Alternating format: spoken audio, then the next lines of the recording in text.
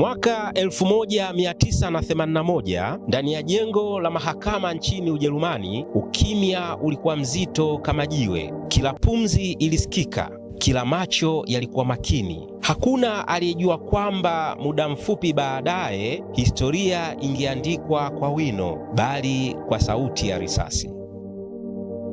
Huyu ni Marian Bachmel, mzazi na mwanamke aliyebeba maumivu kama mzigo wa mlima mabegani mwake. Mbele yake kizimbani alisimama mwanaume aliyeshtakiwa kwa kumuua binti yake wa miaka 7. Kwa Marian, jina la mtoto wake lilikuwa kama wimbo uliokatika ghafla. Kifo cha mwanaye kilikuwa kama upepo mkali uliong'oa ua changa kabla halijachanua.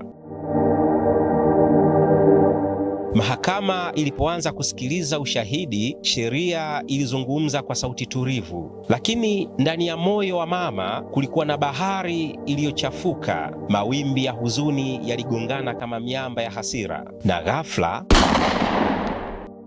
ukumbi ukapasuka kwa mshangao. Marian alitoa bastola na kumpiga risasi mtuhumiwa mbele ya macho ya dunia. Hakukimbia, hakupiga kelele. Alisimama kama mtu aliyemaliza safari ndefu ya maumivu. Macho yake hayakuwa na machozi, labda yalikuwa yamekauka zamani.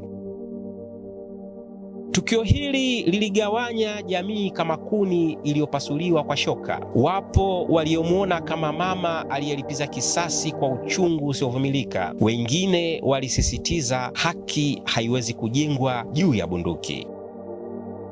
Je, maumivu yanaweza kuhalalisha kuvunja sheria? Na je, moyo uliovunjika unaweza kuwa juu ya mizani ya haki? Ipo methali maarufu ya Kiswahili inayosema hasira hasara, lakini kwa mzazi aliyepoteza mtoto, hasara tayari ilikuwa imetokea. Kesi ya Marian Bachmel haikuwa tukio la risasi mahakamani. Ilikuwa kioo kilichoonyesha mgongano kati ya sheria na hisia za kibinadamu. Sheria ni nguzo ya jamii imara kama mwamba, lakini moyo wa mama ni bahari, inapochafuka hutishia miamba. Marian alihukumiwa kifungo cha jela, lakini mjadala haukufungwa. Hadi leo tukio hili linaendelea kuuliza swali moja lisilo na jibu. Je, haki ni nini? Ni hukumu ya mahakama au kilio cha moyo wa mzazi? Hii ni Safanki Media, ukweli na uhalisia. Jina langu naitwa Ali Katalambula. Usisahau kusubscribe kwa ajili ya makala nyingine chungu nzima.